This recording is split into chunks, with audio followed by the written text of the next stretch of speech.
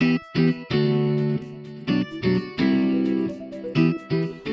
everybody, this is Jeremy with Widen Woodworks. Welcome to part 2 of the shed build series.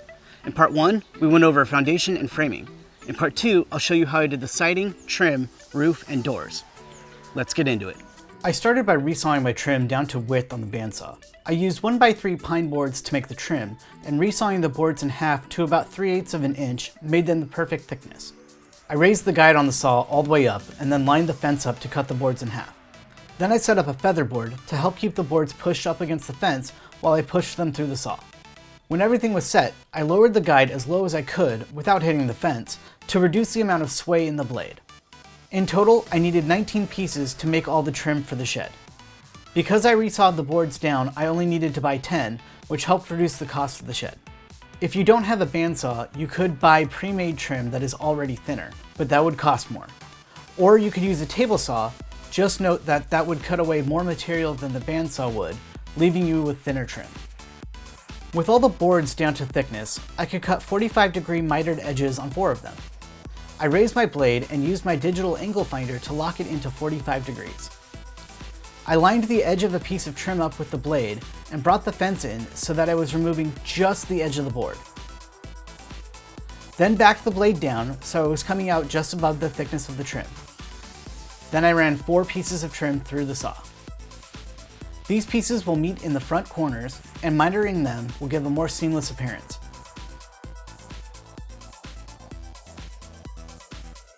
Once all the pieces were trimmed down to size, I could work on getting them painted. I laid 4 2x4s down on the grass to help lift the panels off the ground. Then I laid the siding pieces on top of them. I used exterior rated paint and primer in 1 for both the siding and the trim. I went with legendary gray in a flat finish for the siding and ultra bright white in a matte finish for the trim. I thought the gray would match the paint on the house pretty well, and the contrast between the gray and white would pop without being overbearing. I don't normally paint my projects, so this was my first time really using paint rollers. And I gotta say, it was awesome. I know this isn't new technology, but I've never gotten results this good from paint before. To paint the trim, I laid out all the pieces on some scrap OSB over my sawhorses and then used a smaller roller to apply the paint. I made sure to get a nice even layer across all of the boards. To make the process faster, I was able to line multiple boards up at a time and paint all of the faces at once. The day I was painting was incredibly hot, which sucked for me, but by the time I had painted the face of the last piece of trim, the first few had dried enough for me to go back and turn them on their side to paint the edges. I painted both edges of all the boards, except for the 4 with the mitered corners.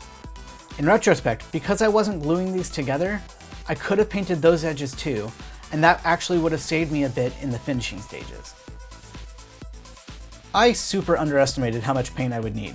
The 1-quart can of paint I had was just barely enough to get the first coat on, and I ended up having to go back to Home Depot to get more. So once I got everything covered and got more paint, I could put a second coat on the siding and trim. And because I had plenty of paint now, I could put a nice thick layer on. With all the pieces drying, I could move back into the shop to cut down the panels for the roof.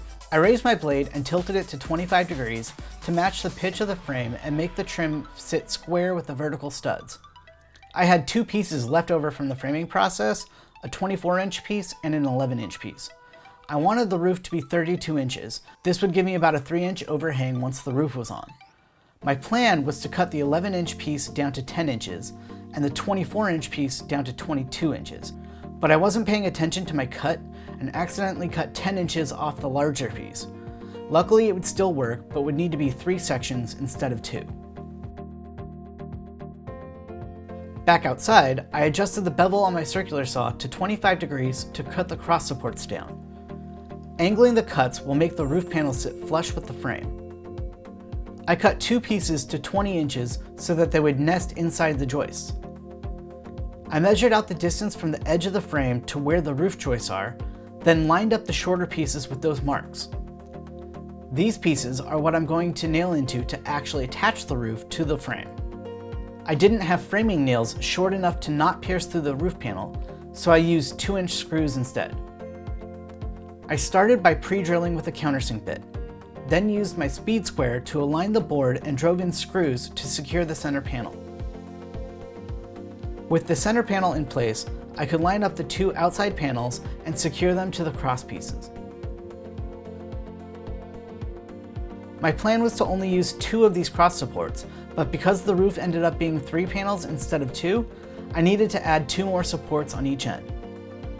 I measured for their length, subtracting the width of the 2x4 frame, then cut the pieces with the circular saw, and I used the speed square to align the supports and screws to attach them to the roof panel. Then I could flip the panel over and paint the roof. The OSB soaked up a ton of paint on the first coat, which made me extra glad I picked up that spare gallon. I ended up doing 3 coats on the roof. With the roof assembled and painted, I could get it attached to the frame. I brought the panel over and used my ladder to assist in wrestling it up into place. Once it was on, I spent a few minutes shimmying it into the right spot. Then I could fire a few nails in from the bottom of the joist into the cross supports of the roof panel. This isn't the normal way you would do the roofing, but there wasn't enough space for me to get the nail gun in between the roof of the shed and the overhang of the house, so this was my solution. Then I went across the front of the roof and shot in some more nails, just to be sure it was sitting flat on the frame. Now I could work on actually getting the siding on, starting with the sides. I measured from the paver stone foundation to the top of the roof on both the front and back, and then subtracted 1/4 inch. By shortening the siding, I'm able to keep it off the foundation in case water does accumulate on the pavers. I marked the height on a piece of siding, then used the straight edge to scribe the angle of the roof. To make the cut, I measured out 2 inches before the line and clamped the straight edge to these marks. This distance accounts for the difference between the saw blade and the guard on the saw. Then I ran the circular saw against the straight edge and made the cut. I did the same process on the other side panel, making sure that I was cutting in opposite angle from the first one. Because they were just straight cuts, the 2 front panels were much easier, but the process was still the same. Measure the height, subtracting 1/4 inch, mark the line, clamp on the straight edge, adjusting for the circular saw guide, then make the cut. Then I brought the first side panel over and used shims to lift it off the pavers and used a quick clamp to hold the panel up. I used a level to align the panel, then used the nail gun to fire in nails into each of the corners and into each of the studs. I repeated the process for the other side panel. The front panels only sat on 1 paver, so I used a single shim to lift the panel, then leveled and clamped it into place and fired in nails.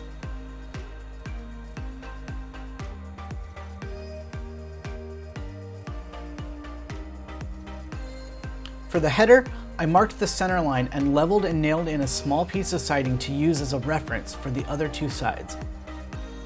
This area is going to be mostly covered in trim, so I wasn't too worried about it. I just wanted to make sure it stayed level. The bottom board isn't going to be completely covered in trim, so I took the time to cut an exact piece of siding so the whole area was covered. To put the trim on, I started at the top and worked my way down. I angled my saw to 25 degrees for the 2 pieces lining the top of the roof. This way they sat flush with the roof angle. I measured, marked, and used my speed square to make the cut. The 2 pieces lining the top of the side panels needed to be cross-cut at 25-degree angles, so I lined my square up with the corner of the board and pivoted it to the 25-degree mark and made a line. Then I used the square at that same angle to help make the cuts. I attached the trim using my 16-gauge nail gun and 1-inch brad nails. Because I couldn't get the nail gun on top of the roof, I fired the nails in at an angle through the trim. Then I lined up the side pieces with the front of the shed and attached it with nails. There was a bit of an extra gap on the right side of the shed, so the 3-inch wide trim was perfect for covering that up. If this was an exposed roof, I would have filled the gap with an extra strip of wood and I would have shingled the roof.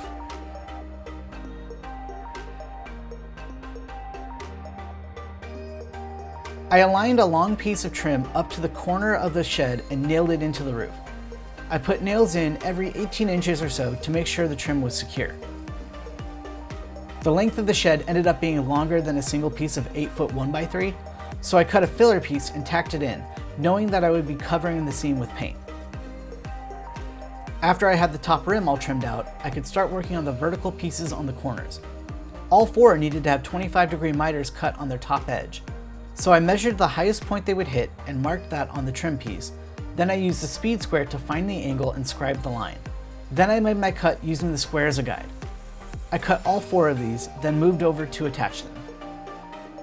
I aligned the top edge to the matching trim piece, then used a level to square it up and fired nails in. For the 2 pieces in the front corners, I made sure to align the inside of the mitered edge up with the corner before leveling and nailing. I duplicated this process for the other side, making sure the pieces were as square and level as possible. The matching mitered pieces for the front corners just got a straight cut, so I measured to length and cut them down. Then I lined them up to the corners, closing the gap in the miters as much as possible, and nailed them in. The rest of the trim was all cut to size based off the other pieces already attached to the shed. Basically, it was a step and repeat. Measure, mark, cut, nail, move on to the next piece. I started with the base trim for both side panels. Then the front base trim. For the trim piece above the door frame, I needed to clamp it into place to keep it from falling while I squared it up and tacked in the first corner. Then I moved to the opposite corner and tacked it in, and ran nails along the whole strip, making sure it didn't overhang the door frame. The trim pieces around the door frame needed to be level, so I squared them up before nailing them in, and I put nails in every 12 inches. The final piece of trim for the shed just runs along the top of the roof, so I cut it to size and nailed it straight into the OSB. To add the siding to the doors, I laid the frame on top of a piece of siding and lined it up so that it was square to the frame. Then I used the frame itself to mark where to cut. Then just like before, I clamped on a straight edge and ran the circular saw along it to cut the panels to size. I placed the siding on top of the frame, aligning one corner, and then fired in a nail so I could use that as a pivot to square up the other sides. Then I placed nails in each corner and along all the sides. There was a bit of overhang, so I used a flush trim bit in my palm router to even out the sides. Then I laid trim over the top of the long sides of the doors and marked a line where I needed to cut. I used my square to guide the saw and cut the pieces to length, then nailed the trim on using the 16 gauge nail gun. For the 2 shorter pieces, I measured how long to cut them, made the cut, then used the square to align them before nailing them down. Now that all the trim is down, I could go over it with another coat of paint. I made sure to cover all the nail holes, the seams, and tried to fill any gaps. I went over the doors and all the sides of the shed.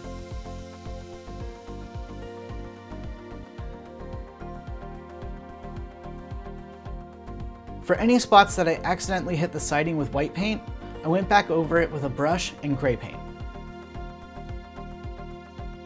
Now I could start hanging the doors, but the hardware that came with the hinges I bought aren't long enough to go through the trim and siding to grab hold of the studs.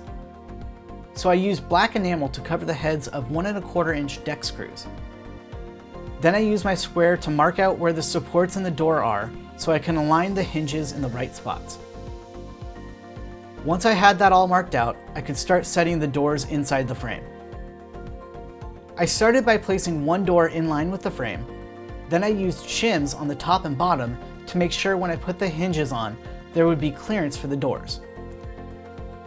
Then I put the second door in and shimmed it on the top and bottom as well. I also placed shims in between the doors and between each door and the frame. This was to ensure that there was enough room for the doors to open. I used a hammer to jam in the shims so that they created the right amount of distance for the gap. With the doors in line, I could mark out where the hinges would go. I held the hinges in place, then used a square to make sure they were straight, and used a pen to mark all the hole locations. I used an awl to start the holes so that the drill bit wouldn't wander. Then I pre-drilled with my screw gun and put in the screws.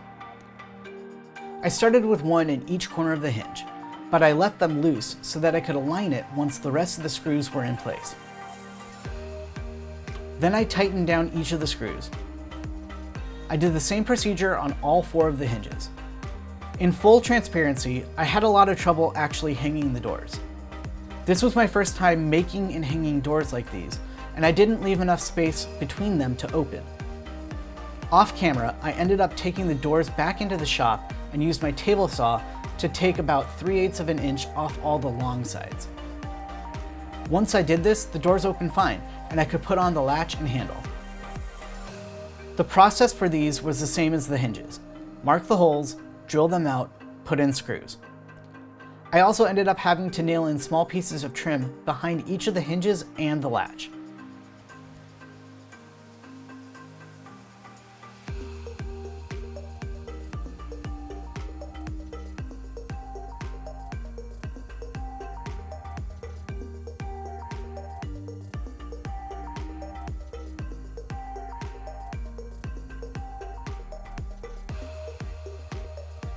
With the latch and handle on, I can finally call this project done.